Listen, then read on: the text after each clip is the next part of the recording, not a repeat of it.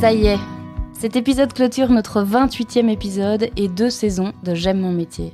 Voilà déjà plus d'1 an que nous mettons la lumière sur des parcours inspirants. Le temps passe vite. Il est temps pour nous de faire une petite pause estivale, d'accueillir les nombreuses maternités au sein de notre équipe et en attendant notre retour, je compte sur vous pour continuer de faire vivre le podcast J'aime mon métier, en le partageant autour de vous, en laissant des commentaires et en redécouvrant quelques épisodes pendant votre été. Je profite aussi de ce moment pour remercier toute l'équipe du projet qui a fait de cette expérience une folle aventure et tous nos soutiens. La COCOF, la COCOM et Risquer, nos partenaires pour cette année, l'Hôpital Saint-Pierre, la Haute École Léonard de Vinci, l'UCM et nos collaborations ponctuelles avec le CESA, Vivacité et Corian. Et maintenant, place à l'épisode.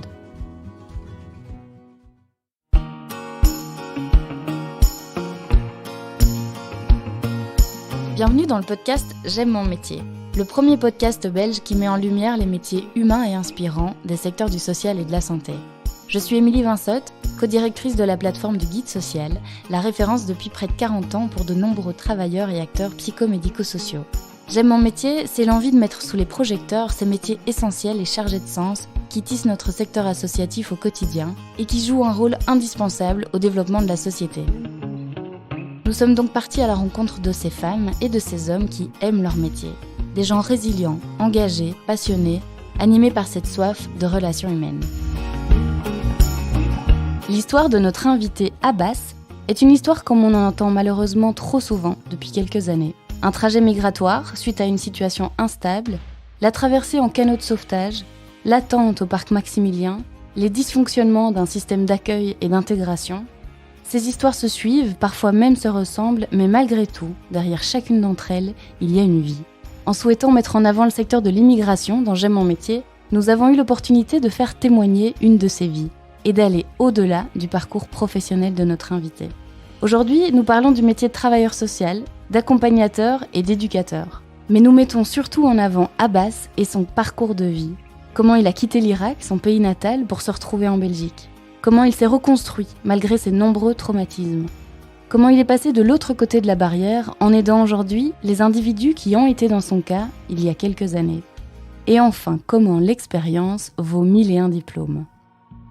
L'épisode est un peu plus long que d'habitude, nous avons fait le choix de ne pas couper les passages sensibles ou les prises de position. Parce que c'est aussi ça, le rôle de J'aime mon métier. Laisser la parole à ceux qu'on entend trop rarement. Je vous souhaite une très belle rencontre avec Abbas et un bon épisode.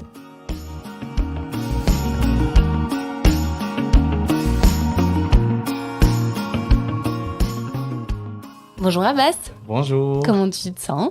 Très très bien. Bienvenue. Merci. Pour ce dernier podcast en plus de la saison, donc on est très content de t'accueillir. Est-ce que tu peux commencer par te présenter et puis nous présenter le métier pour lequel tu es venu aujourd'hui ? Je m'appelle Abbas, je viens de l'Irak. Je suis travailleur social de base et aujourd'hui je passe en tant qu'éducateur pour le demandeur d'asile et d'immigration ici en Belgique. Et j'habite à Etterbeek. Avant j'habite dans les côtés néerlandophones parce que je parle flamand, donc aujourd'hui je suis à Bruxelles mais je parle français. Et quelles sont tes missions principales là au SAMU social alors ? Pour le moment, je m'en occupe de personnes demandeurs d'asile, par exemple, tout ce qui concerne des dossiers aide juridique, aussi suivi psychologique, etc., un peu plus vers les cartes oranges, les travails, les formations, les cours de langue et aussi l'intégration en Belgique et aussi focus par rapport à des activités pour les enfants. Donc tu travailles dans le secteur de l'immigration. C'est un secteur qui te touche particulièrement parce que tu as vécu ce parcours migratoire à partir de l'Irak. Tu as grandi dans quel genre d'environnement ? En fait, de base, je faisais des études complètement à l'opposé du social. Mais c'était quand même un peu lié au social parce que voilà, j'ai des contacts avec des gens et tout. Mais on va parler plutôt par rapport à mon enfance parce que j'ai vécu quand même la guerre en Irak. Donc j'avais 10 ans quand j'étais en Irak et c'est passé à la guerre en 2002. Donc j'ai resté en Irak pendant toutes les périodes de la guerre. Et puis la suite de ça, on a un peu bougé de l'Irak parce que c'est devenu trop dangereux et on pensait que c'était le sauveur qui venait en Irak et qui va nous... Les États-Unis ? Ouais, ils vont nous sauver, quoi. de la dictature Saddam Hussein et tout. Et après ça, on était un peu choqués par rapport à ce qui est arrivé à plusieurs familles enfin, chez nous dans les quartiers, parce qu'ils devenaient un peu en mode attaquant, mais pas protecteur. Donc, c'était un peu flou. Et donc, quand j'étais jeune, je pensais que mes parents, ils mentaient en disant les Américains, ils ont venu nous sauver, sauf que c'est faux. Parce que je voyais des gens qui meurent, enfin, il y a tout le temps des problèmes, il n'y a jamais eu de fait qu'on dirait on va changer et on va aller vers le mieux. C'était toujours pire en pire parce qu'il y a des explosions, il y a des gens qui meurent dans la rue, enfin, c'était très, très compliqué. Et puis, la suite, que mes parents, ils ont décidé qu'on quitte l'Irak parce que c'est devenu vraiment, vraiment dangereux, vu que le parcours de mes parents, et d'ailleurs, mon père, c'était on va dire, le président de l'université de Bagdad, donc il travaillait dans la politique de base. Et on avait mon oncle qui était le ministre de l'Intérieur de l'Irak à ce moment. Donc, c'était un peu sensible de rester en Irak parce que les gens, ils pensaient qu'on travaillait justement du côté de mon père avec Saddam Hussein et du côté de mon oncle avec les Américains. Donc, on savait pas vraiment ce qu'on doit faire et donc on est parti en Turquie. On a fait des voyages un peu en Émirats arabes, Jordanie, puis à ce moment-là, c'est devenu un peu safe en Irak. Donc, la tension s'est rabaissée. Enfin, les gens, ils ont plus la haine envers les gens qui travaillent à la politique ou des trucs comme ça. Donc, mon père, il a dit c'est safe, on va retourner. Et puis à ce moment-là, on a retourné, on a fait des études, on a continué de vivre normalement jusqu'au le jour où je perds mon frère. Donc à ce moment-là, on a dit ça va pas. La guerre a recommencé après. Là, tu parles de De les- l'époque entre la fin de Saddam Hussein et Effectivement, la et guerre civile. ouais, jusqu'en 2013. Donc, c'était jusqu'en 2013. Là, c'était tout est nickel, tout est OK. Et après, on a perdu mon frère. Enfin, j'ai perdu mon frère en 2013. Et à ce moment-là, j'ai décidé vraiment de partir de l'Irak et quitter, enfin, jusqu'à la fin, quoi. C'est fini, quoi, pour moi. Donc, je vois plus d'avenir ou ni futur dans ce pays. Donc, j'ai décidé vraiment de laisser tout derrière moi. Sauf que, voilà, il reste mes parents, mes frères et sœurs, mais je suis toujours confiant et positif, donc un jour ça va changer, j'espère pour eux, mais pour moi c'est fini. Et comment a réagi le reste de ta famille quand tu leur as dit que tu voulais C'était un partir? choc. C'était un choc pour mon père et surtout ma mère, parce qu'au début ils voulaient pas accepter ça. Ils ont perdu un frère, donc un enfant et encore ils perdent quelqu'un d'autre qui sait pas où il va partir, ils savent pas il y a quoi en Europe et la vérité c'était en disant voilà en Europe tu vas venir ici mais tu vas galérer, tu vas pas avoir une vie normale parce que tu vas être réfugié, tu vas être etc., etc. Donc c'était très touchy en fait l'histoire avec mes parents pour il fallait le temps d'accepter que je pars et je reviendrai plus. Et on est resté sans contact pendant 5 ans donc avec mes parents parce qu'ils étaient très très fâchés avec moi du fait que j'ai quitté et je reviendrai plus. Sauf que dans les cultures et tout ça, c'est un peu spécial donc tu peux pas décider de toi-même parce que tu as toujours tes parents.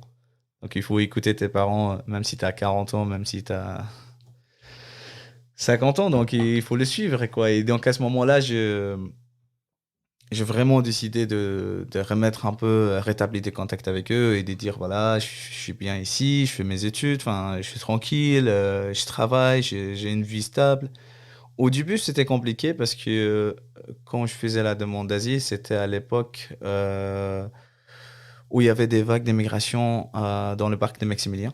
Je ne sais pas si vous vous Bien rappelez sûr. de ça. Ouais, ouais. Donc, c'était en 2015, Mhm. quand je suis arrivé, et il n'y avait pas de place. En fait, il y avait énormément de demandes d'asile de Syrie, d'Irak, parce qu'il y avait des vagues d'immigration de Daesh à ce moment-là. Et donc, j'ai resté enfin, dans le parc de Maximilien pendant, on va dire, environ un mois dans les tentes. Et puis, à ce moment-là, ils ont accepté ma demande d'asile. Enfin, accepté, entre guillemets, d'avoir une place justement pour se loger. Et après ça, ils m'ont envoyé enfin, dans un centre où c'était vraiment au bout du monde, à Gouvy, je ne sais pas si vous le connaissez. Non, c'est où? C'est près de Luxembourg. En fait, c'est après Luxembourg, justement. C'est vraiment la fin de la Belgique, quoi. Et j'ai resté personnellement là-bas pendant un mois. Et après, il y avait des amis qui en étaient ensemble pendant la demande d'asile à ce moment-là. Eux, ils ont décidé vraiment de rester dans le centre. Moi, je voulais retourner ici à Bruxelles pour justement apprendre, continuer à étudier, à faire des recherches, etc., etc., par rapport à mes études. Mais c'était compliqué donc au début de base. Et d'après ça, ils m'ont mis dans un centre fermé. Dans lequel? C'était à Zaventem. C'était un centre pour les mineurs et de retour forcé au pays. Et c'est parce ils avaient des doutes par rapport des passeports que j'avais. Parce que j'avais un passeport diplomatique, donc ils pensaient que c'était un faux passeport. Et que je mentisais par rapport à mon histoire et tout. Donc ils n'ont pas cru au début. Et après, ils ont fait des checks et tout. Mais ça a pris le temps parce que c'était 1 an et demi.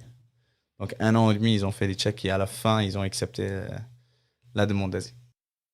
Le parcours de demandeur d'asile, il est super long. Comment est-ce que ça se passe en Belgique? Dis-moi si je ne me trompe pas, mais quand une personne arrive en Belgique pour demander à s'installer mais qui n'a pas de visa, donc elle vient demander l'asile en Belgique, et pour ça, elle s'enregistre à fameux office des étrangers à Pacheco à Bruxelles. Ensuite, c'est le commissariat général aux réfugiés et aux apatrides qui, lui, prend la décision, estime si le demandeur d'asile peut vraiment avoir ses papiers. Ça peut prendre des mois, voire des années. Des années Et si la demande est acceptée, donc elle devient réfugiée en Belgique. officielle. Ouais. Si la demande n'est pas acceptée, il y a moyen de faire des recours, parfois qui prennent encore plus de temps, qui ne fonctionnent pas toujours. Mais donc, c'est là que si la réponse est négative, on devient sans papier. C'est bien ça? Effectivement. Et après, on se trouve dans la rue parce que t'as plus le droit de faire une deuxième demande d'asile. Si tu as fait plusieurs et t'as pas de preuves par rapport à son histoire. Et la plupart des temps, ils condamnent des gens en disant que c'est des menteurs. Sauf que c'est pas des menteurs. Ils ont leur histoire, et ils ont leur vie, et c'est la vérité. Et il y a aussi cette regarde en disant la migration, ce qui est moi, que j'ai vécu. Enfin, les gens, ils pensent que quand tu arrives ici en Belgique, tu veux prendre l'argent, tu viens juste dormir, manger et de rien faire. Sauf que c'est faux. Parce on veut s'intégrer au maximum. On a envie de travailler, on a envie aussi de découvrir les gens, on a envie aussi d'être intégré au maximum avec des personnes qui aident ces gens-là, justement. Et c'est pour ça il y a ce point qui est pas clair pour malheureusement, certaines populations, je veux dire, ou la société qui est pas qui est pas assez intégrée par rapport à ça. En fait, ils acceptaient pas, justement, de s'intégrer par rapport les parcours d'immigration. Et je crois qu'il y a 90% des personnes qui viennent ici en Belgique qui ont des études supérieures très solides.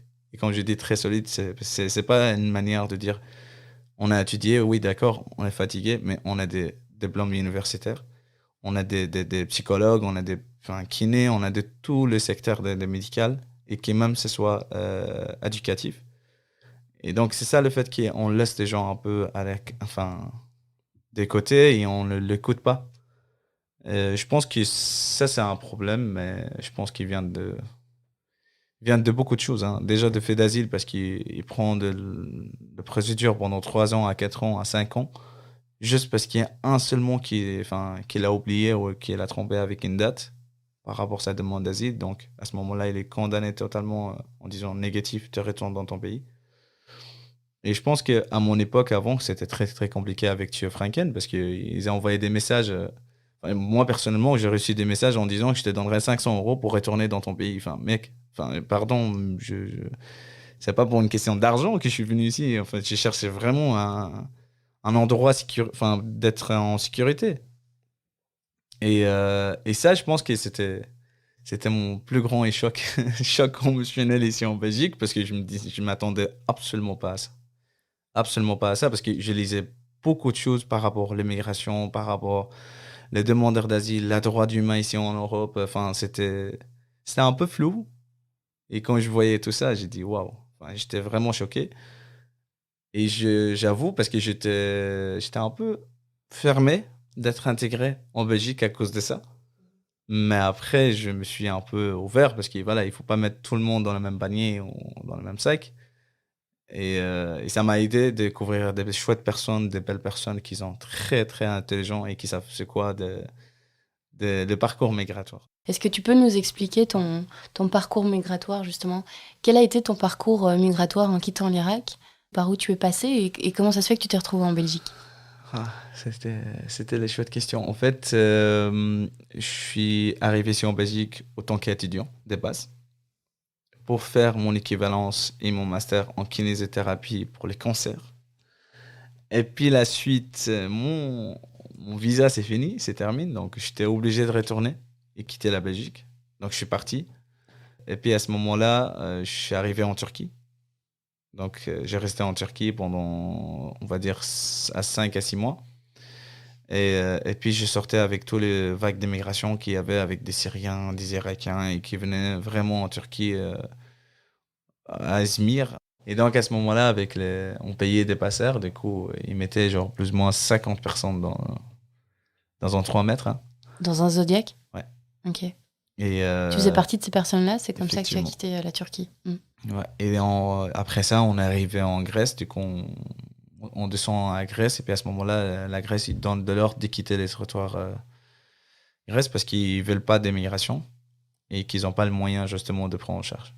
Je crois qu'il y a un problème d'économie ou un truc comme ça, une crise qui s'était vraiment, vraiment beaucoup en Grèce à ce moment-là. Et du coup, on partait de Grèce. Il y a pas, à ce moment-là, j'ai pris les transports, justement les métros et tout ça, enfin, de Grèce jusqu'à Macédoine. Et puis après ça, on est passé par Serbie et Hongrie et tout ça. Et puis je suis arrivé en Autriche. Et puis d'Autriche, j'ai pris une voiture, enfin, on a payé un taxi de venir me déposer ici en Belgique. Vu que j'avais déjà mes amis ici, que je les créais vraiment avec le temps, qu'ils étaient avec moi, à VULB d'ailleurs. Et du coup, à ce moment-là, je me suis dit, pour moi, c'est ici en fait la Belgique. Parce que je parlais déjà néerlandais un peu, donc Mais en arrivant ici en Belgique, tu parlais ni néerlandais, ni ni français. français, non, rien du tout. Je parle sauf anglais. Enfin, j'étais bien en anglais un peu parce que je l'ai appris en Irak. Et c'était ma seule langue, en fait. Anglais, enfin, anglais, arabe et turc. Donc, c'était 3 langues que je parlais quand je suis arrivé ici en Belgique. Quand tu es arrivé en Turquie, puis tu es parti de la Turquie et puis que tu es arrivé en Belgique, ça a pris combien de temps? Le temps que j'ai resté en Turquie, Tout ton trajet migratoire, ça a pris combien de temps? ça a pris 2 mois et demi. 2 mois et demi à 3 mois. Et tu gardes quoi comme souvenir? Quelles sont les images qui te reviennent quand tu y repenses? En fait, c'était le moment où où j'ai décidé de monter dans un truc où il y avait 50 personnes.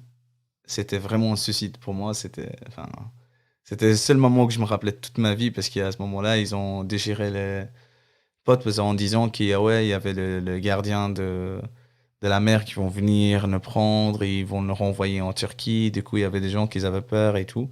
On n'était même pas encore arrivé à Grèce. À Ils ce ont moment. déchiré le bateau, Ils tu ont veux dire? déchiré le bateau pour dire que voilà, on continue à nager, quoi. Enfin, ça, c'était vraiment un suicide pour moi et ces moments-là, je l'oublierai jamais. C'était le pire moment de ma vie. Parce que je suis pas un très bon nageur d'ailleurs. Donc c'est pour ça que j'avais un peu peur, j'avoue, mais J'imagine. heureusement, il y avait des gilets de Sauvetage. sauvetage, voilà, les gilets de sauvetage. Puis à ce moment-là, je me suis dit, ok, d'accord, ça va. Je peux rester vivant, mais c'était ça, là, en fait, le moment qui c'était le plus difficile pour moi. Et donc tu es arrivé en Belgique, enfin. Et qu'est-ce qui se passe pour toi au niveau? Tu n'avais donc pas de papier. Tu as été au parc Maximilien directement. Oui, en fait, j'ai attendu parce que c'était un samedi. Tous les services de demandeurs d'asile, c'était dans le WTC 3, à la gare du Nord. Et c'est à ce moment-là, j'ai resté dans le parc et puis c'est parti parce qu'il n'y avait pas beaucoup de gens. On était, je crois, plus ou moins 25 personnes quand on était dans le parc. On attendait le week-end qui s'ouvre. Et puis ils acceptaient plus les gens. Et là, les gens, enfin, ils venaient plus et en plus et en plus. On voyait des vagues incroyables. Et là, on se trouve genre plus que 300 personnes quand on était dans le parc avec les tentes et on dormait ici et on attend, quoi. Et on faisait la file tous les jours, hein, pour qu'ils puissent accepter et rentrer, faire notre demande d'asile. Et puis à ce moment-là, ils ont accepté à la fin. D'après un mois d'essai, quand je dis c'était un mois, je me rappelle plus exactement, c'était un mois, entre un mois et un mois et demi. Mais tout ce temps, vraiment, j'ai resté dans le parc, quoi. Et donc, j'ai créé vraiment des réseaux et des personnes qui aident pour l'immigration. Et c'était des personnes qui travaillent dans le social. Directement, tu as voulu t'impliquer pour la Effectivement. suite. Ouais. Juste pour partager un peu d'expérience que j'ai vécue, donc je voulais changer quelque chose, et c'était impossible de changer quelque chose. Impossible. Autant qu'être demandeur d'asile, de commencer à changer des choses et bouger des choses, c'est impossible. Après, on a fait quand même pas mal de choses quand on était dans le Parlement européen, qu'on a un peu parlé par rapport à tout ce qui se passait pendant cette vague d'immigration en 2015. Et en final, ils ont accepté de créer une espèce d'accueil d'immigration de la plateforme citoyen à l'époque. Donc, ils ont un peu financé des projets, on va dire entre guillemets. Mais voilà quoi. Et puis la plateforme, à la base, elle était citoyenne. C'est justement les citoyens qui se Effectivement. sont mobilisés. C'était des bénévoles en fait. C'était Ouais. pas vraiment des travailleurs ou l'argent qui venait de l'État quoi. Donc, c'était les personnes qui ont vraiment une attache pour l'immigration. Ils venaient donner les vêtements, à manger, enfin, de faire un peu les lessives, prendre des mineurs, dormir chez eux, ou les femmes, parce que c'était quand même compliqué de laisser les femmes dormir dans la rue avec des enfants. Donc, il y avait des femmes, enfin, il y avait des femmes qui étaient vraiment, on va dire, entre guillemets, battues ou qui se font violer pendant le trajet. On les laissait comme ça dans les parcs, en faisant rien. C'était scandaleux, parce qu'on voyait ça, on disait, mais ça va pas, c'est pas normal. Et donc, à ce moment-là, il y avait justement les familles qui venaient tous les soirs et enregistrer les gens sur un numéro WhatsApp et on envoie les numéros justement aux gens et on les attend le soir qui vient avec leur voiture et ils prennent la femme, enfin ils prennent les familles ou les femmes avec leurs enfants et puis à ce moment-là ils logeaient chez eux pendant toute la période dès qu'il y a une place qui les perd et puis à ce moment-là ils vont aller directement faire leur demande d'asile. Et toi, en tant qu'homme, tu as pu quand même aller dans ces familles ou c'était vraiment pas les hommes prioritaires? Je voulais pas justement de le faire parce que j'avais un peu la peur, on va dire. J'avais peur un peu de l'histoire que j'attendais plein de trucs. Oui, il y a des vols d'organes, enfin il y a des trucs comme ça. Enfin, il y avait vraiment plein de trucs qui circulaient à ce moment-là.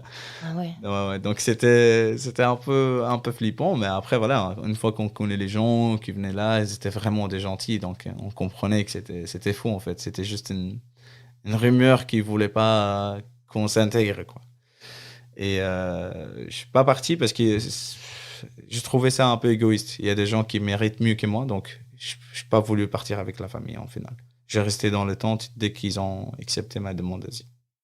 Et c'est là que tu as commencé à découvrir alors la plateforme citoyenne de soutien aux réfugiés, pour laquelle tu as un peu travaillé après. Et effectivement. Comment est-ce que ça s'est fait tout ça? Comment est-ce que tu as pu t'impliquer davantage dans la plateforme?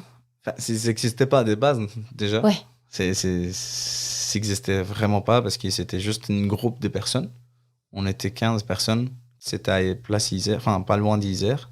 Et c'était un vieux bâtiment qui était abandonné. Et puis à ce moment-là, ils ont ouvert ces bâtiments juste pour donner à manger et aussi donner des vêtements et tout ça. Et du coup, à ce moment-là, il y avait des médecins du monde, il y avait plein d'organismes en fait qui venaient pour aider les gens et tout ça. Et puis à ce moment-là, je suis rentré en tant que bénévole. Et j'ai travaillé vraiment pendant longtemps en tant que bénévole. Et c'est là que c'est parti vraiment de travailler avec la plateforme citoyenne. Et tu as fait tout ça en parallèle de vivre dans les différents centres dans lesquels tu as été placé? C'était quand même un peu compliqué parce qu'il y avait, on va dire, 3 centres en total où j'ai resté 2 à 3 mois. Soit il n'y a pas de place, soit alors c'est trop loin et je demande de faire un transfert à Bruxelles. Elles étaient directement non. Alors, tu vas dans la rue, tu restes pendant un mois dans la rue, de faire une nouvelle demande pour être accepté, logé quelque part. Et donc à ce moment-là, j'avais des amis, donc je partais dormir un peu chez des amis ou alors enfin, je faisais des contacts avec vraiment des gens où je les connais super bien. Du coup, je dors chez eux pendant 1 semaine, 2 semaines, et puis à ce moment-là, je retourne au fait d'asile à OTC3, et puis je fais une nouvelle demande, et puis à ce moment-là, c'est refusé, et du coup, je retourne encore. Et il y avait des moments où j'avais un peu d'argent, donc je dormais dans l'hôtel, parce que j'en pouvais vraiment plus d'être un peu, on va dire, lourd de demander des gens. C'est pas agréable non plus de dire, bah, s'il vous plaît, vous pouvez me loger parce que j'ai pas de place. Enfin, c'était un peu compliqué enfin, à ce moment-là, parce que je me disais, bah, est-ce que je vais rester comme ça dans la rue toute ma vie ou ou quoi, en fait. Enfin, je comprenais vraiment pas le système, comment il fonctionne. Dès que j'ai rencontré des gens et qui m'ont vraiment, vraiment aidé, beaucoup, beaucoup, beaucoup, déjà d'être intégré ici en Belgique, de me connaître un peu les lois, parce que se faire connaître les lois, c'est très compliqué d'ailleurs. Parce que chaque pays, il a son loi et chaque système, il a sa manière de fonctionner. Et en Belgique, on a 150 000 lois et je crois que 150 000 États. Donc, j'avais de la chance un peu. Je comprenais des néerlandais et des français et en même temps des gens qui me parlaient, de m'expliquer ça, oui, ça, c'est non. Enfin, au début, c'était un peu touchy, cette sujet-là pour moi. Mais après, j'ai appris avec le temps et à ce moment-là, ils m'ont mis dans le centre fermé. Une fois que j'ai resté dans le centre fermé, là, c'est parti pour 1 an et demi. Comment ça se passe dans un centre fermé? Déjà, c'est un prison pour moi. J'espère que les gens, enfin, qui vont l'entendre, qu'ils n'ont pas vécu ça, parce que franchement, c'est pas agréable de le vivre. Déjà, tu n'as pas le droit d'avoir un téléphone avec une caméra. C'est interdit. Et donc, le fait qu'ils ont peur un peu de filmer des trucs et tout, donc tu n'as pas le droit d'avoir le téléphone, sauf qu'à certaines heures, en fait, tu as le droit de faire un appel ou des trucs comme ça, de voir l'assistance sociale ou des trucs comme ça, et même l'éducateur. Et il y avait aussi quand même beaucoup de problèmes des bagarres et tout ça. Parce que les gens ils devenaient agressifs, en fait, de laisser dans un truc et de ne rien faire. Vous étiez laissé à vous-même. Voilà, donc c'est de la loi de jungle, c'était à l'intérieur de cette centre. Et franchement, même sortir dehors dans le jardin, c'était genre vraiment rare parce qu'ils ont peur, donc ils doivent sécuriser tout le bazar. Il y avait 4 ou 7 personnes qui doivent être à côté des grillages ou des trucs comme ça. Enfin, tu sors, tu vois les avions à côté de toi et du coup tu dis, ah, c'est mon jour en fait. Là, je vais retourner dans mon pays. C'était que ça en fait. C'était vraiment une torture, on va dire, psychologiquement. Et c'est pour ça qu'à ce moment-là que je devenais un peu fermé par rapport à certaines choses parce que je voyais des trucs, je voyais le monde et je dis, c'est ça en fait. C'est ça l'Europe. Sauf que c'était juste une partie qui présentait la Belgique. C'est pas toute la Belgique. Et à ce moment-là, j'ai changé la mentalité, mais c'est très dur en fait de vivre dans un centre fermé. Je le souhaite à personne. Comment est-ce qu'on arrive en fait dans un centre fermé? En fait, c'est soit que tu as un déblin dans un pays espace Schengen, donc à ce moment-là, directement, ils font une procédure de mettre dans un centre fermé et le renvoyer dans le pays où il a fait la demande d'asile la première fois. D'accord. Si tu es passé par ces pays-là avant, la Effectivement. Belgique. Ok. Ce qui était ton cas. C'était pas mon cas parce que j'avais pas l'empreinte, justement. Sur ton passeport. Non. Ok. Mais j'avais juste en fait le fait que j'avais un passeport diplomatique et ils pensaient que c'était un faux passeport en fait utilisé par rapport le. Tu mentais. Exactement. J'étais un menteur pour eux de base. Et donc, c'est pour ça qu'ils m'ont mis dans un centre fermé pour faire retour dans mon pays. En fait, c'est comme tu reçois un négatif directement. Sauf que ils n'ont même pas constaté un juge, ni la personne qui fait l'entretien avec moi. Donc, ils ont juste vu les passeports. Ok, d'accord. En fait, c'était un jour où j'étais dans un centre. Et puis, ils m'ont dit, ouais, t'as un entretien E. Je dis, ok, ça veut dire les fils des étrangers. Et donc, à ce moment-là, ils m'ont dit que voilà, je dois aller voir les fils des étrangers parce que j'ai un rendez-vous E. Et j'ai dit, ok. En fait, j'ai rentré dans une porte, je sortais dans une autre porte, menotté de voiture de police directement dans le centre fermé. C'est ça, en fait, le moment que c'est arrivé. J'avoue, c'était un peu tendu parce que je comprenais rien du tout. J'ai dit, qu'est-ce qui se passe? Pourquoi? Ils veulent pas parler, ils veulent rien dire. Et là, je suis arrivé dans le centre fermé et j'ai vu l'éducateur et l'assistante sociale qui m'ont fait l'accueil. Ça, tu peux pas, ça, tu peux pas. Toutes les choses interdites au monde, tu dois l'appliquer dans ce centre. Et tu restes ici, en fait, et c'est tout. T'attends ton heure et puis là, tu vas retourner dans ton pays. C'était ça, en fait. Toi, pour toi, c'était la fin, c'était la dernière étape. T'allais rentrer chez toi. T'y croyais plus? Oui, et en même temps, j'ai eu un peu quand même des idées noires parce que je me disais, mais je faisais tout ça pour rien, en fait. Tout ça, je faisais pour rien. Et j'ai montré à mes parents en disant, mais oui, enfin, l'Europe, c'est bien, il y a des gens, enfin, c'est chouette, c'est agréable, il faut, voilà, chacun il vit chacun il vit sa vie comme il veut, en fait. Et il n'y a pas de jugement, donc c'était faux aussi pour moi de vivre tout ça. C'était vraiment incroyable. Et puis à ce moment-là, je me disais, mais c'est pas possible, en fait. Je suis en rêve, je suis en train de rêver parce que j'ai eu tout ça, et puis à la fin, j'ai reçu ça comme une espèce de dégage, en fait, on veut pas de toi. Ouais. Et ça, c'était pas très, très, très agréable.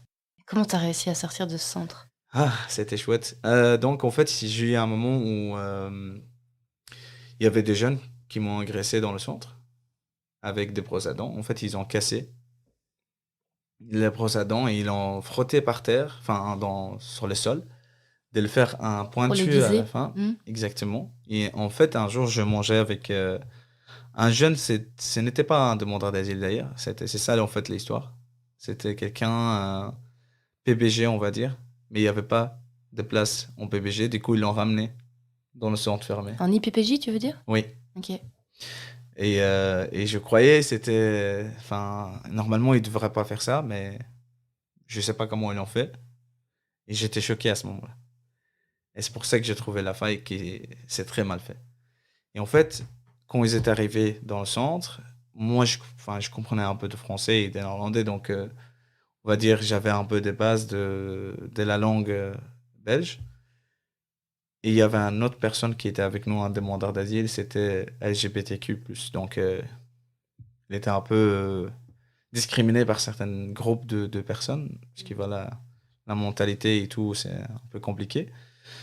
Et donc, j'étais toujours à son côté pour le défendre, parce qu'en disant, enfin, il fait ce qu'il veut, c'est sa vie, c'est pas ta vie. Donc, ne rentrez pas dans sa vie et laisse-le tranquille. Et en fait, c'est des groupes de jeunes, quand ils étaient arrivés au centre, ils ont commencé à vraiment faire le malin, à commencer à insulter et tout en français. Et puis à ce moment-là, en fait, un jour que voilà, j'ai un peu poussé les gars en disant, mais tu arrêtes en fait, parce qu'ici, c'est pas chez toi. Un, deux, tu dois pas être ici. Trois, tu dois pas juger qui que ce soit, parce que c'est pas toi qui vas juger. Donc voilà, c'est pas ta vie, en fait, c'est sa vie à lui.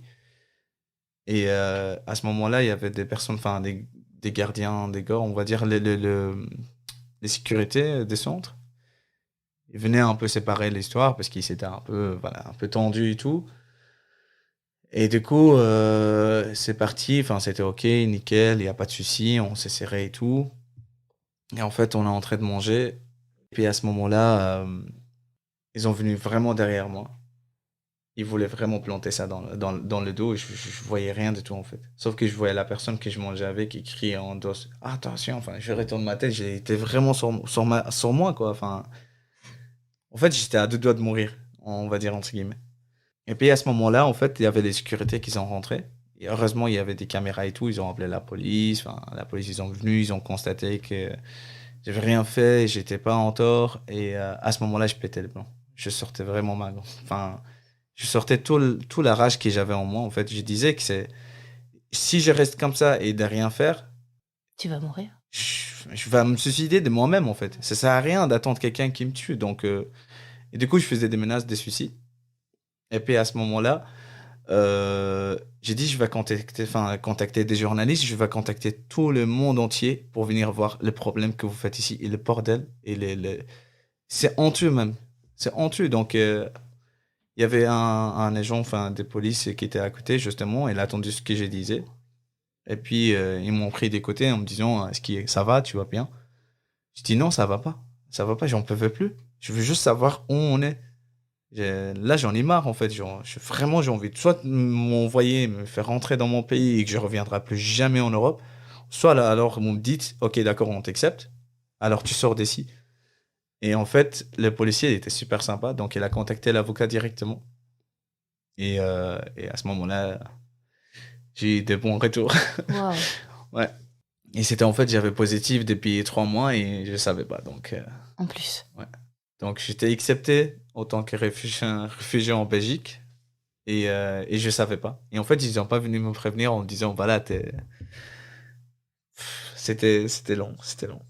C'était chaud. Je peux imaginer. Et là, c'est le début d'une nouvelle vie qui commence pour toi, j'imagine. Ouais.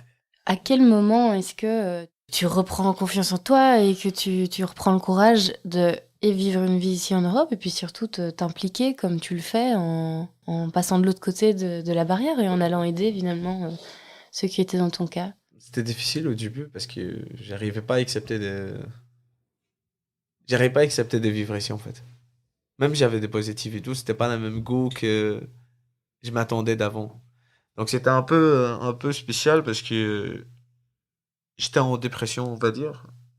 C'était difficile pour moi d'accepter de vivre ici. Donc, même j'avais de positif et tout, et je devenais un peu fermé. C'est pour ça que je disais que je voyais tous les Belges racistes avec des étrangers. C'était ça dans ma tête, et je voyais que ça dans la rue. Enfin, je vivais avec ça, en fait. Et donc, j'avais un peu mal de sortir tout le temps, ou de faire des amis. Je dois tout le temps sortir avec quelqu'un, je peux pas sortir toute seule, et tout ça. Donc, j'ai mis quand même beaucoup le temps de se remettre vraiment en état normal. Et donc un jour, je suis décidé, parce que j'ai été voir l'assistant social des CPS, parce qu'ils ont accepté de me loger, entre guillemets, pendant les périodes que je me trouve à un logement et un appartement. Et en fait, j'ai expliqué toute l'histoire à l'assistant social. Il m'a dit, enfin, ok, on va faire tout le nécessaire, mais moi j'ai dit, je veux un psychologue. Enfin, je veux avoir un psychologue. C'est hors des questions. Je veux pas sortir d'ici si j'ai Avec pas un des psychologue. traumatismes Et qui j'en sont peux pas plus réglés. parce que et surtout dans notre pays, enfin dans notre culture, en disant d'aller chez un psychologue, c'est un peu honteux, quoi. Enfin, t'es un malade en disant. Sauf que moi, j'étais allé poser de tout ça, j'en pouvais vraiment plus. Je voulais juste avoir un psychologue, de raconter tout ce qu'il y a dans le cœur et de le sortir. Et j'ai besoin qu'ils me disent que c'est faux, en fait. C'est que dans ma tête, mais pas ce que j'imagine. Et donc, j'ai suivi d'un psychologue quand même un peu, on va dire, à 2 à 3 mois. Et puis après ça, j'arrête. Parce que enfin, je sentais capable de vivre normal et j'ai accepté à la fin ce qui s'est passé et j'ai oublié.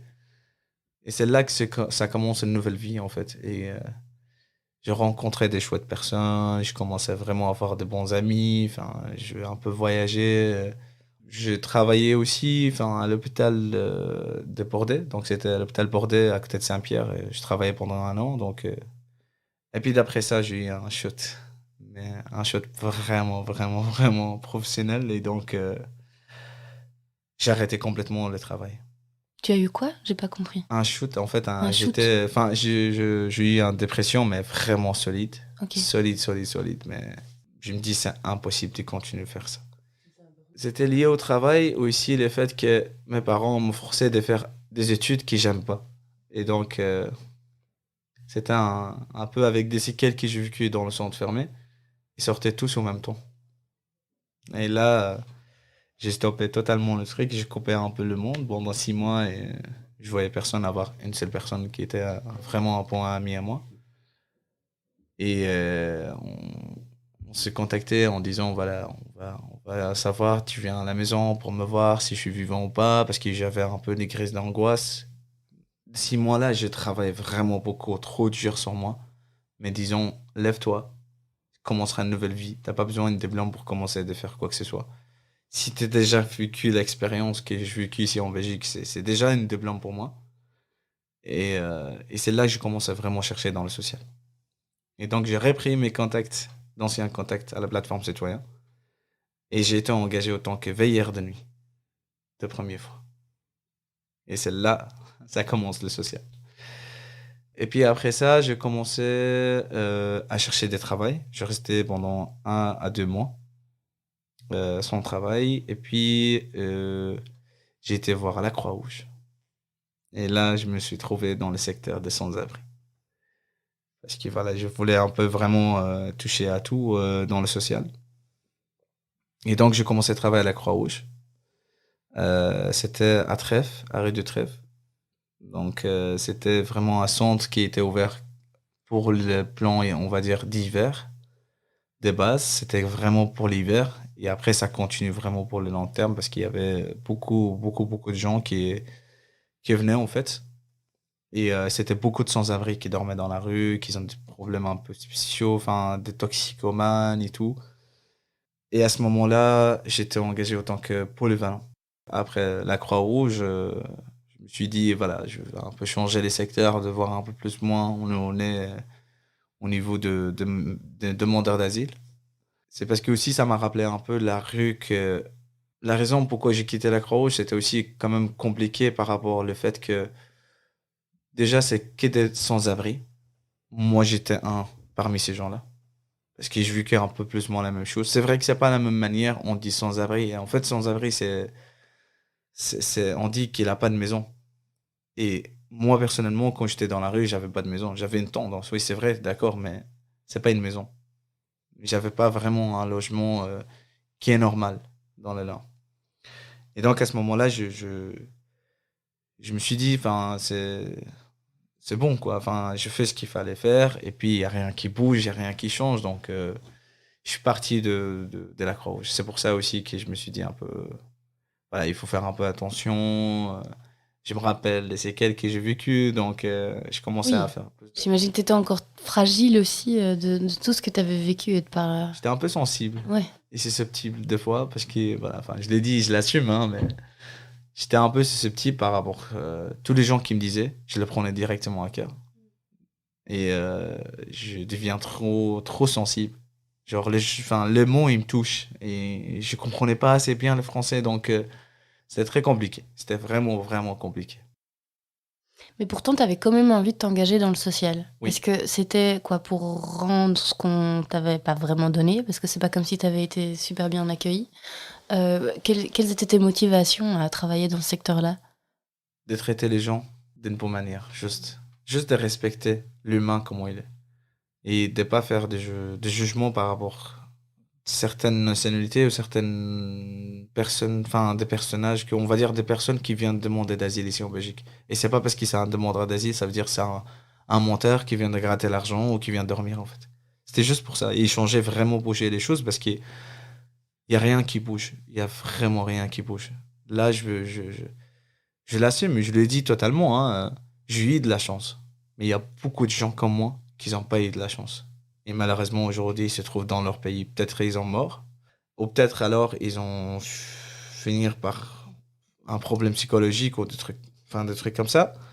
Parce que c'est pas facile, en fait, de dire, oui, d'accord, on vit dans ça. Et après, on est obligé d'avoir une force mentale pour s'en sortir et de vivre encore et continuer à travailler, à créer une famille, à s'intégrer dans le pays aussi. Et je pense que ça m'a pris beaucoup de temps. Aujourd'hui, je sais trop faire parce que voilà, je suis financé, enfin, je travaille, j'ai un contrat CDI, j'ai ma vie, je connais enfin, j'ai presque la famille aussi ici, de ma belle famille d'ailleurs, parce que enfin, c'est des Belges. Donc, on voit l'intégration comme elle est. Et parce que toi, tu es belge aussi, tu as la nationalité belge aujourd'hui. Effectivement, ouais. C'est ça aussi. Bah, après, voilà, j'ai dit que c'était vraiment pour changer et faire bouger des choses. Parce que c'est impossible de continuer à vivre de cette manière-là et d'accepter de laisser les choses aller comme ça. Après la Croix-Rouge, tu es arrivé au SAMU social, c'est ça? Oui, le centre de demandeurs d'asile, c'était pour les mineurs et femmes. C'est un plan d'action qui a été ouvert en urgence avec fait d'asile et c'était pour 100 personnes et pas plus. Et donc, c'est là que j'ai commencé vraiment autant que travailleur social. Enfin, j'ai trouvé un peu l'expérience qu'ils ont valorisé. Parce Et que tu t'es pas reformé en Belgique, mais ton expérience vaut toutes les formations en soi. effectivement, j'ai lu beaucoup de choses en fait sur Internet et je me suis beaucoup renseigné par rapport à beaucoup de choses au niveau des formes de loi aussi. Parce qu'à la Croix-Rouge, on faisait aussi des recherches un peu pour les personnes sans abri et leurs droits ici en Belgique. Et en fait, j'ai été nommé pendant une période de 6 mois pour le bureau logement en fait. Je faisais des logements, j'ai cherché des logements ici en Belgique et contacté les gens pour qu'ils acceptent des personnes sans abri, qu'ils ont le moyen de payer par exemple des CPS ou des trucs comme ça, de vivre et de loger. Sauf qu'il y avait 80% des personnes en fait qui disaient non, on veut pas un sans-abri parce qu'ils avaient peur. Sauf qu'on doit les prouver que c'était quelqu'un de bien, il s'est intégré, enfin il n'a pas de problème. C'est juste une période où qu'il a eu dans sa vie que c'était compliqué et difficile. Et donc avec cette expérience, j'ai rajouté en plus pour les demandeurs d'asile, ce qui est un peu, on va dire plus ou moins le même cas. Sauf que eux, c'est des protections internationales, demandeurs d'asile et immigration. Eux, c'est des sans-abri qui ont leur nationalité ou qui étaient radiés ici en Belgique. Donc c'est la même expérience, plus ou moins, on va dire. C'est des sociales, ça reste toujours dans la même matière. Et ton Euh, public est légèrement différent, avec des mineurs, avec oui, plus de femmes. effectivement. En fait, on travaillait plus aussi avec des mineurs quand on était pour les sans-abri, parce qu'il y avait beaucoup de migration, on va dire, maghrébine, enfin maghrébin, et des mineurs, en fait, qui venaient ici en Belgique, mais ils ont pas de la droit de rester en Belgique. Donc, c'est considéré comme des sans-abri. Et les mineurs qu'on avait, c'était un peu plus ou moins la même chose. parce qu'ils étaient depuis je sais pas combien de temps qu'ils étaient dans la rue. Comment est-ce que tu te situes justement par rapport à ces migrants en ayant vécu ce qu'ils ont vécu? C'est compliqué. Parce que tu as un autre rôle. Tu dois faire attention aussi, tu dois être très, enfin, tu dois rester aussi à ta place de professionnel maintenant. Comment est-ce que tu arrives à faire la différence entre, ces 2 mondes finalement, de toi qui estime avoir eu beaucoup de chance et puis des gens qui n'auront peut-être pas la même chance que la tienne? En fait, la plupart du temps, quand je vois des gens qui sont un peu, on va dire pas tous, parce qu'il y a beaucoup de gens quand même, quand ils voient que je suis demandeur d'asile et que je vis un peu la même vie qu'ils sont en train de vivre là maintenant, ils venaient directement vers moi en me disant: ah, ce qui est ça, ça se fait comme ça, ce qui est ça, ça se fait comme ça. Donc je fais toujours une barrière de professionnel entre les bénéficiaires et moi, parce qu'il faut pas oublier non plus, professionnel, ça reste professionnel, la vie privée, ça reste la vie privée. Et ça, je l'ai appris ici en Belgique. Donc, il faut les respecter dans tous les cas, parce que sinon, on n'a plus les choix et on va vraiment tomber dans des histoires, dépression, enfin, l'attachement à la personne. C'était vraiment, enfin, pour moi, personnellement, je fais toujours une barrière de professionnel entre la personne qui demande d'asile ici en Belgique, mais je forme de tous les droits qu'il a ici en Belgique. Ça, c'est mon métier, c'est mon travail et je dois le faire. Et donc, je mets une barrière directement avec la personne. Et comment tu t'y prends? Quels seraient tes conseils justement pour essayer de garder cette barrière-là ou la créer? C'est d'expliquer que il faut pas oublier un jour qu'ils vont peut-être être comme moi. Peut-être qu'ils vont travailler dans le même secteur que je travaille là aujourd'hui. Donc, il faut le voir ça positif, mais pas négatif, justement. Je l'apprends de l'intégration, on va dire, professionnelle, plutôt que l'intégration, on va dire, normale ici en Belgique. Donc, c'est un peu une espèce de montrer aux gens qu'il faut s'intégrer au maximum. Et comme ça, tu arriveras au même niveau des personnes qui sont là aujourd'hui. Comme moi, par exemple, comme beaucoup de gens qui travaillent avec moi dans le social et qui étaient aussi des demandeurs d'asile depuis des années. Mais enfin, je veux dire, ils apprennent des gens, justement, d'être intégrés et accepter cette barrière professionnelle. Et là, on arrive à ton poste actuel, alors maintenant, ton rôle d'éducateur.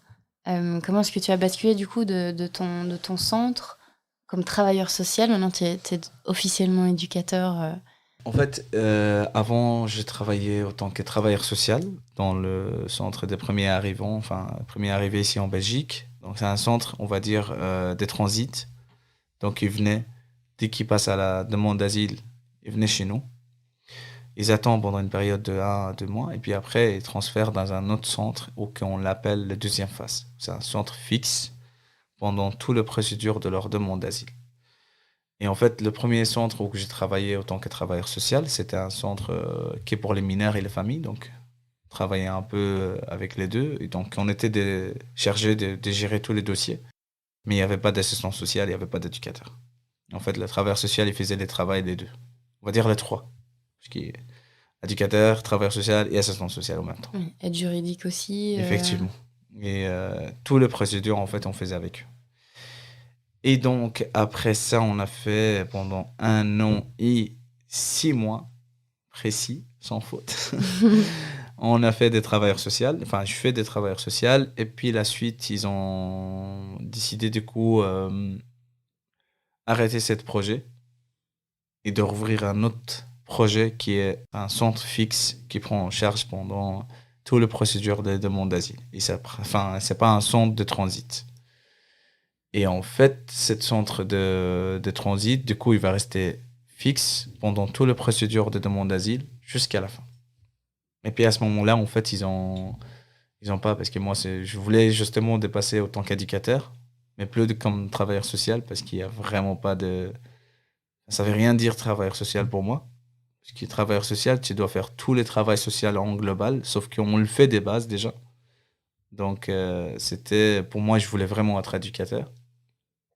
Et donc, ils ont accepté de me prendre en tant qu'éducateur pour cette deuxième phase avec des capacités de 300 personnes. Qui est un centre d'hébergement finalement Fixe. fixe, ouais. Tu te verrais où dans 10 ans? Dans 10 ans, honnêtement, j'ai envie de changer les choses dans la politique et j'aimerais un jour de changer ça. Et je vais faire tout mon possible de le faire changer, enfin, de le faire changer justement et de faire comprendre un peu Les gens, et surtout, j'aurai des enfants, ça c'est sûr et certain, un jour ou un autre, mais j'aimerais bien mes enfants qui comprennent ça aussi, que le parcours que j'ai vécu, c'était pas easy, c'était pas facile. Mais c'était pas normal. Non. Non. Et du coup, il faut faire changer les choses. Tu nous as bien expliqué, je pense, que le dysfonctionnement du système qui est complètement hallucinant. On connaît dans les médias, on l'entend, les cris d'alarme finalement qu'on renvoie à certaines ONG, certaines associations, les travailleurs du secteur aussi. T'es pas le seul à dire que quelque chose ne tourne pas rond. Ton but à toi, c'est vraiment d'essayer de faire bouger les choses de l'intérieur. Et je pense aussi de prendre soin à des personnes qui font ce métier parce que avant, je pensais que l'assistance sociale et tout ça, qu'ils étaient dans le centre, c'est des personnes qui sont contre nous. Sauf qu'ils ont. En fait, c'est parce que nous, on a l'image de fait d'asile, on a l'image de politique en disant qu'on travaille pour le politique, mais sauf qu'on est contre les demandeurs d'asile. Et je comprenais ça comme ça avant. Et vraiment, ça m'a pris un peu de temps de comprendre que en fait, c'est faux. Ils sont là pour m'aider, mais ils sont pas là contre moi. Et ça aussi, que c'est pas facile. Je crois que pour beaucoup de gens qui font ce métier, que ce soit sans-abri ou même de demandeurs d'asile, c'est pas facile pour eux. Et je pense que bon courage. Et je souhaite plein de courage à des personnes comme nous, en fait. Je souhaite de courage à moi de vivre et de continuer justement à me battre et à le faire comprendre qu'on est là pour aider les gens. La difficulté pour les professionnels sociaux, elle est là aussi. Qu'est-ce qui, toi, va te frustrer au quotidien? Il n'y a pas assez de gens qui ont fait des formations par rapport de parcours de migration. Et je pense que les gens, ils n'ont pas assez informé par rapport à ça. C'est juste ton demandeur d'asile, ok, d'accord, on sait comment ça se passe, il va aller chez Fait d'asile, il va faire sa demande d'asile et puis basta. Non, c'est plus que ça.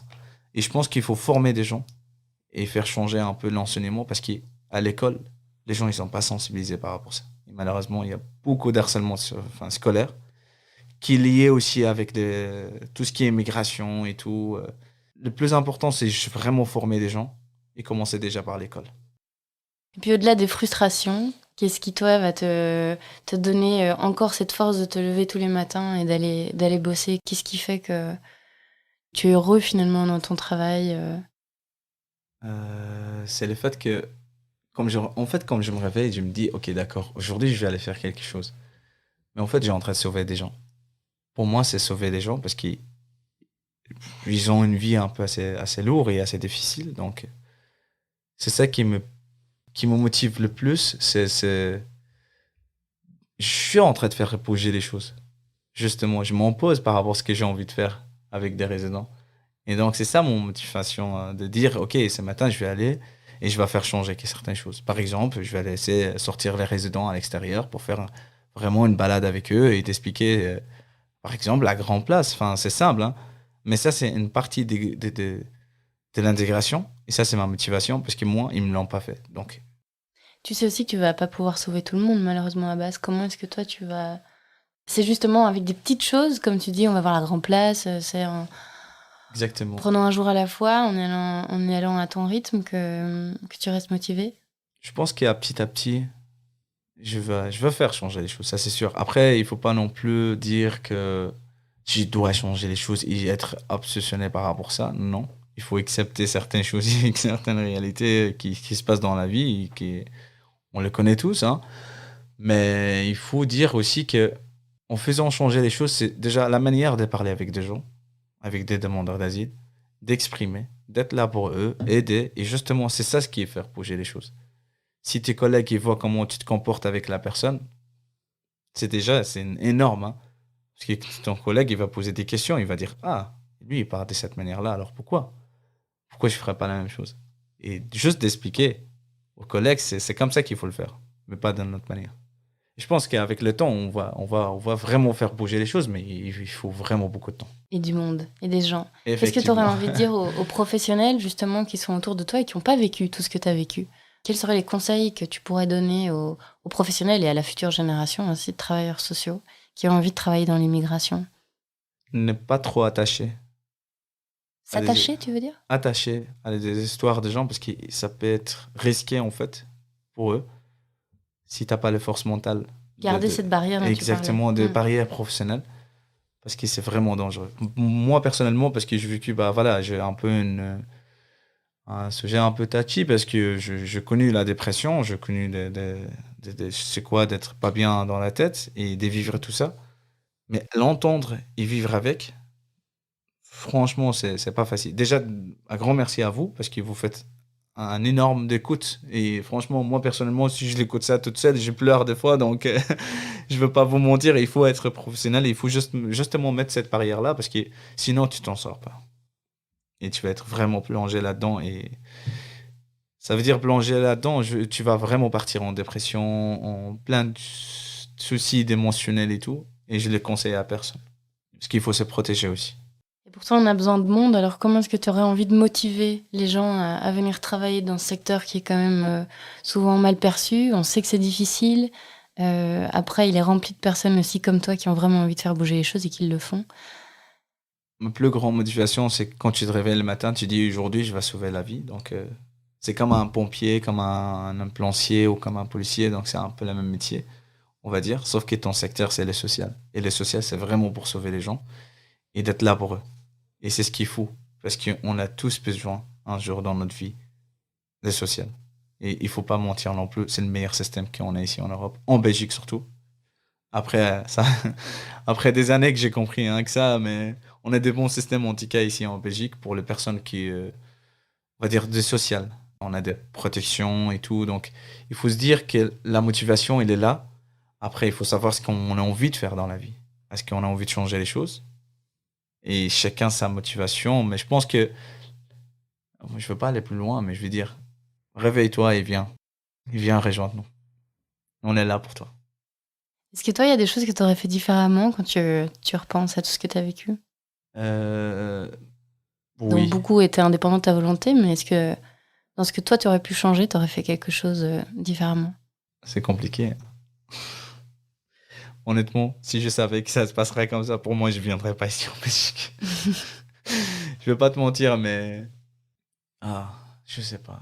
Bah, tu t'es tellement battu. C'est ça, d'annuler, de s'enfermer, en fait, de le faire plus exister dans le monde. Moi, c'est ça, en fait. C'est pas plus que ça, en fait. C'est juste d'annuler le centre fermé, quoi. De fermer tout le centre fermé, quoi. Et qu'il y aurait une loi, on va dire, c'est interdit. Vraiment de le faire. Je pense que c'est le seul truc qui me fait envie de faire vraiment changer. Si j'étais dans le social à ce moment-là et je vois des gens comme moi. Bah, on est dans le podcast J'aime mon métier. On parle quand même de métier. Là, on a fait quelque chose qu'on n'est pas habitué à faire. Ton histoire est tellement importante que c'était indispensable de la raconter. Ton métier aujourd'hui, est-ce que tu peux nous dire, est-ce que tu aimes ton métier? Est-ce que tu fais partie des gens qui aiment leur métier et qui ont envie de le crier haut et fort et de faire partie de cette revalorisation? Qu'on soit honnête, je vais le dire en anglais. I love my job. J'adore mon métier et je vais aimer toute ma vie. Je crois que je suis fait pour ça. Et je me trouve en finale, comment je suis en fait aujourd'hui, je suis fier par rapport à ça. Parce que les métiers que je fais, c'est formidable. Mais donc j'adore mon métier. Bien, merci beaucoup Abbas. Quel parcours incroyable, quelle force, quelle résilience, motivation, courage, curiosité. Je suis étonnée. Enfin, j'ai pas les mots en fait. Donc, merci beaucoup, ça fait vraiment plaisir merci. Et puis bon courage à toi. Et j'espère te revoir dans quelques années en train de vraiment changer les choses de là-haut. J'espère. Je suis sûre que tu feras ça très bien. J'espère. Merci beaucoup. Merci à votre écoute, d'ailleurs, parce que c'était super sympa. Vous êtes vraiment génial. Et je vous souhaite plein de courage d'entendre des histoires comme ça. Et merci pour votre accueil. C'était vraiment sympa. Merci Abbas. Merci Salut. À vous. Salut. Merci d'avoir écouté ce témoignage jusqu'au bout. Nous espérons qu'il vous a plu, inspiré, informé, remotivé, voire même donné l'envie d'une reconversion. Si c'est le cas, aidez-nous à diffuser ce podcast un maximum. Comment ? En partageant par exemple le lien du podcast autour de vous, en le notant de 5 petites étoiles sur les plateformes d'écoute ou en usant du bouche à oreille sans modération. Et si ces thématiques vous intéressent, n'hésitez pas à aller faire un tour sur le site du Guide Social ou directement sur le site de J'aime mon métier, www.j'aimemonmétier.be. Et enfin, si vous avez une question, une suggestion ou une envie de prendre la parole, envoyez-nous un email à podcast@guidesocial.be. Merci pour votre soutien et à bientôt.